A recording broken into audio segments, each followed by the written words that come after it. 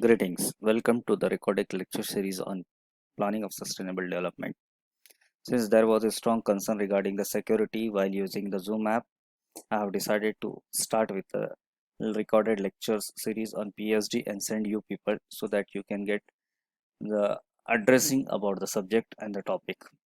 In today's lecture, I will discuss on the topic known as environmental management. The very first question arises, what is an environmental management? Environmental management consists of organizing different environmental initiatives to address various ecological issues that are affecting the globe. These issues are mainly related to ecosystem disturbance, environmental degradation, agricultural land use, biodiversity loss, deforestation, and public health. The pictures which are shown on your PPT relates to such environmental issues. The very first environmental issue is related to outbreak of fire. In most of the countries around the world, we see that due to increase in global temperature, there is always outbreak of fire. Thereby, there's a loss of vegetation as well as wildlife. In second picture, it shows that the human development has led towards a reduction in habitat of the wildlife. Thereby, wildlife are finding scarcity of the land for their home. The third issue which is being addressed on PPT is related to the health of the public. The pandemic which is running all over the globe, the COVID-19 is an example for it. So it is needed that the initiative has to be taken related to reducing such a environmental issues, ecological issues. That process is called as a environmental management. Now further, if we say environmental management deals with trying to prevent ecological disaster as well as aiding environmental crisis and trying to find appropriate solution. We find some peoples are there who are working for social issues, especially if I want to quote about the example related to preventing the environmental disaster, ecological disaster. The very first picture comes about the Narmada Bacha Andolan, where a lady named Medha Patankar had led to his agitation towards the increasing of the height of the dam. The concern was that there is a loss of valuable cultivable land and the habitat of the villagers. Okay, so they have been addressing this issue towards the concerned government that you may change the policy or apply any alternative source so that the people will get benefits from it. The second cutting from a newspaper says about the concern of wildlife. With the development of your infrastructure and your urban society, it has reduced the habitat of the wildlife. The elephants, which were having their natural habitat, has been encroached by human being. They are subjected to accidents. There are loss of their lives. There is a need to protect them. The third picture says that it is a concern about the sound pollution or the noise pollution which may make nearby our surrounding, especially in case of urban areas. We don't care of our pets. These pets are subjected to very heavy stress due to this noise pollution. So there is a three different concern has been shown on your PPT. This addressing this all concern is a part of the job related to the environmental management. Environmental management looks land, marine, atmospheric conditions such as global warming, marine life preservation, and deforestation. Global warming. This is the long-term issue which we have heard since our childhood.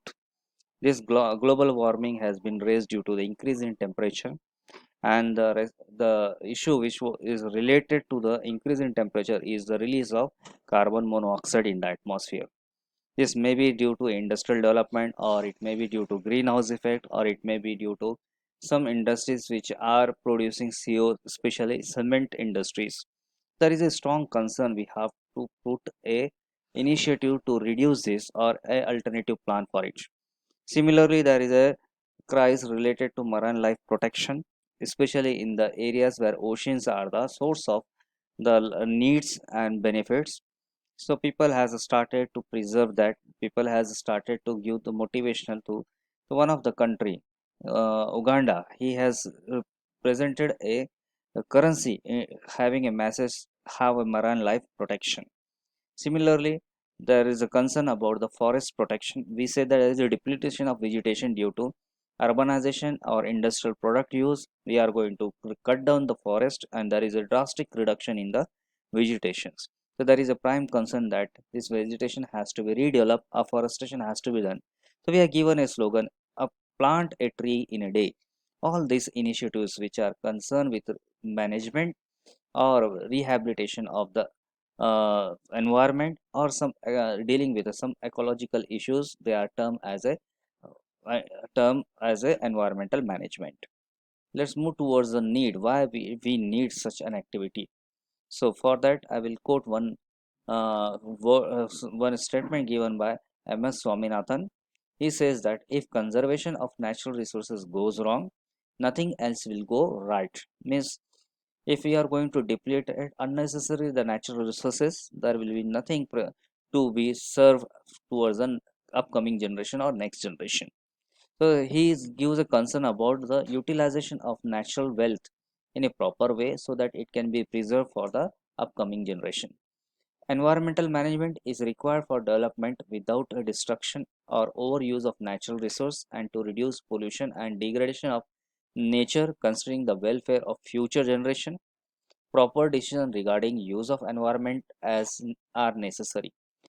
The picture next, just below the quoted statement, says about a museum where a tree, a nest, a shrubs, and some grass has been kept as a article in a museum.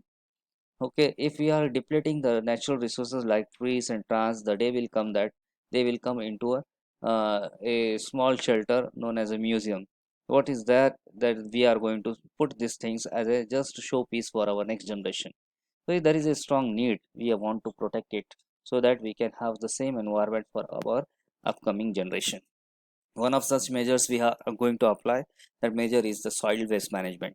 What we do, we have started teaching the people so to have separation of the wastage, degradable wastage and non-degradable wastage, organic wastage, inorganic wastage. Nowadays we are going to classify this wastage into different heads so that we can apply a possible strategic plan to dispose it. Like plastic is being separate, organic matter is being separate, glass is being separate, and paper is being separated from that rubbish or garbage.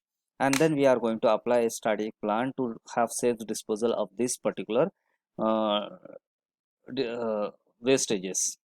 The other part is related to the air pollution. This air pollution is being created by industry, it is being created by the exhaust of the vehicles. So we have started steps here also. We are urging the industry to use pollution bags. We are urging the transporters to have good filters and thereby minimize the exhaust of carbon monoxide into the atmosphere. Now we'll go towards the environmental management and its broad classification. The environmental management of environment has two broad areas. Number one, preservation, and the second one, the conservation. Preservation deals with the management of the environment without any kind of human interference with nature. This approach has a limitation of being unrealistic. Why the word unrealistic has been put here? Because nothing is possible if a initiative has been taken by human beings. So in and how there is a interference of your human in maintaining the preserving the environment. One of the good example of such a steps are Yellowstone National Park, where the rivers were having depleted water supply. To increase this, they have planted to they have decided to develop the species known as yellow wolf, because in the valley which was having a huge vegetation was depleted due to herbivorous animal. The population of herbivorous animal was increased, thereby the reduction of vegetation was there, and thereby the rainfall scarcity of rainfall appears. So to improving that, the wolf was being uh, planted there so that they will maintain the population, and the result shows that the wolf has taken a good role in maintenance of herbivorous animal, thereby the vegetation get improved and the rainfall also get improved, thereby the rivers has uh, returned to their normal levels. Okay. The second approach is conservation approach, which gives emphasis on human adjustment with physics, biotic environment in relation to techno behavior institutional adjustment. We know that humans are going to have technological development day by day, and thereby the is going to apply a stress on the nearby environment, because he is going to take all the resources raw material from the environment, thereby reducing the natural habitat of others, especially the nearby wild animals.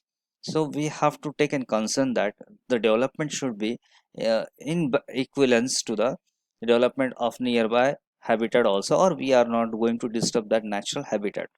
One of such example is Sanjay Gandhi National Parks, which is situated in Mumbai.